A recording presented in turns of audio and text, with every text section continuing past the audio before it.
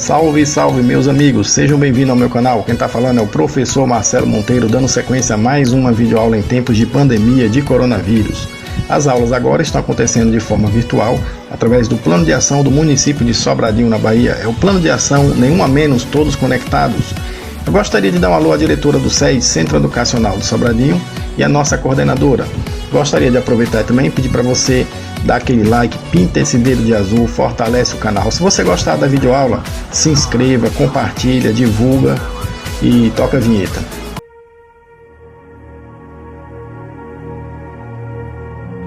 Na aula de hoje, nós vamos falar sobre a globalização da economia. Vamos ver as principais fases da globalização, suas principais características, seus pontos positivos e negativos. Vamos ver também a globalização no Brasil e a globalização e o meio ambiente, ok? Bons estudos! Nossa aula de hoje, nós vamos falar sobre a globalização da economia. Mas afinal, você sabe o que é globalização? Vamos pensar um pouco. Trazemos aqui o conceito. Globalização é o processo de mundialização da economia, baseado no desenvolvimento tecnológico, na velocidade das comunicações e na reestruturação dos espaços, que a gente chama de blocos econômicos. Trazendo então a primeira palavra, desenvolvimento tecnológico, de acordo com a imagem, todos os setores ganharam um avanço tecnológico. Você fala hoje em biotecnologia, engenharia genética, a informática, a robótica, enfim. A segunda palavra que a gente traz de destaque é a velocidade das comunicações.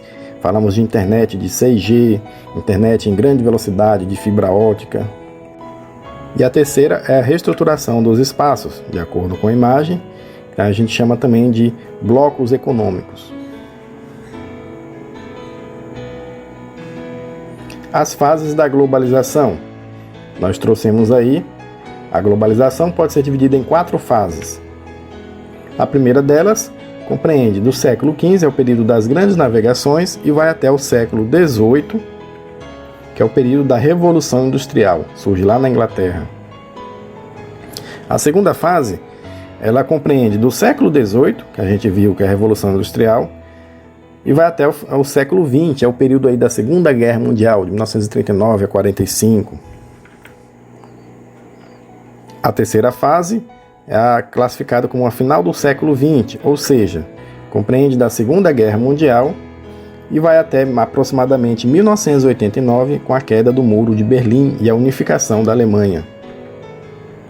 Por fim, a quarta fase é a globalização do século XXI, conforme a imagem, é o domínio do sistema capitalista no mundo. Características da globalização. Nós trouxemos aí, a maior característica delas é o surgimento de empresas transnacionais. Mas o que são empresas transnacionais? São aquelas empresas que possuem a matriz em um país desenvolvido e atuam com filiais em países em desenvolvimento ou subdesenvolvidos. Então, aquela empresa que ela cria a matriz lá no país rico e depois espalha representantes, empresas se instalando aí em países pobres. Continuando então aí na imagem, as grandes empresas transnacionais do mundo. Continuando com características, outra característica marcante da globalização é a interferência na cultura.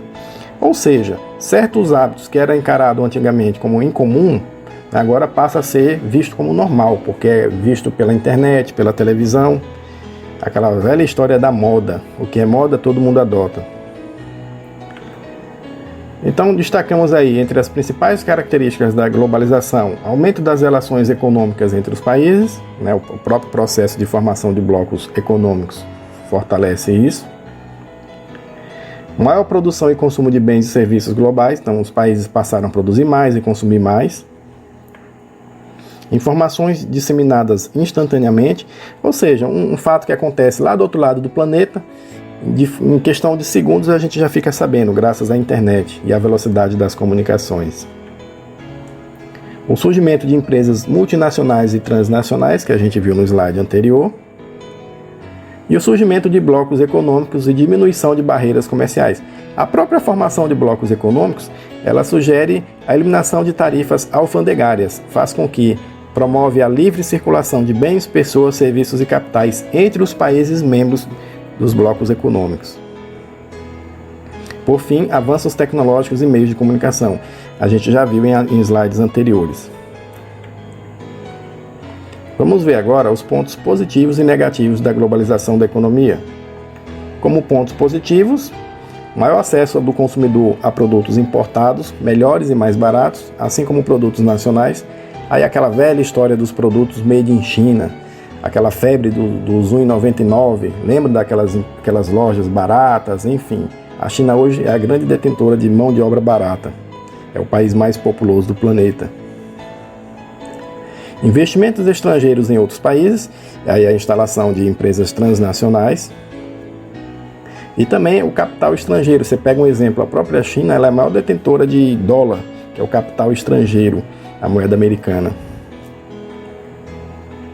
Desenvolvimento tecnológico, a gente já falou aí da biotecnologia, da engenharia robótica, a genética, a informática, certo? A gente fala em nanotecnologia, enfim, chips cada vez menores, computadores cada vez mais velozes, celulares com capacidade maior de armazenamento interno, com câmeras que gravam em HD, em 4K inclusive, enfim. Possibilidade de troca de culturas e costumes, então os países aí começam a trocar culturas e costumes. Enfim, vamos ver agora os pontos negativos do processo de globalização. Uma delas é a concentração de riquezas. A maior parte do lucro fica nos países desenvolvidos. É a lógica do sistema capitalista, gente. O país ele tem a matriz no país de origem, rico, e aí ele começa a instalar empresas, né, que são as filiais, em diversos países pobres ou subdesenvolvidos. Isso é antigo, vem do período das grandes navegações, aquela relação metrópole-colônia, as metrópoles europeias iam nas colônias, você pega o caso do Brasil, vinha aqui, pegava o pau-brasil, né, e outras riquezas mais, levava para a Europa. Isso é antigo, certo? O aumento do desemprego. Então a globalização e a revolução tecnológica, elas causaram a automação da produção. O que quer dizer isso? Então robôs e máquinas passam a fazer o trabalho antes feito pelos homens. E aí isso causa um desemprego estrutural, ou seja, no mundo inteiro.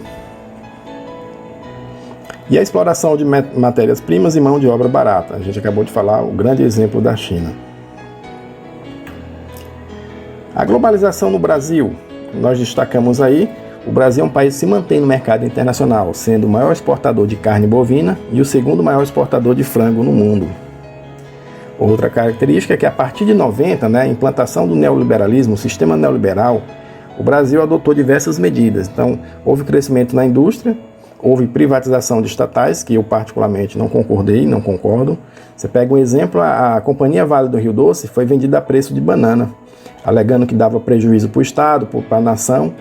Mas no primeiro semestre após a venda, houve um lucro enorme, certo? De bilhões de dólares. Então, é coisa de que houve alguma coisa errada nesse processo aí, nessa condução, nessa privatização da Companhia Vale do Rio Doce. Então, e o surgimento de empresas multinacionais. A partir de 90, no Brasil, várias empresas multinacionais e transnacionais se instalaram aqui no nosso país.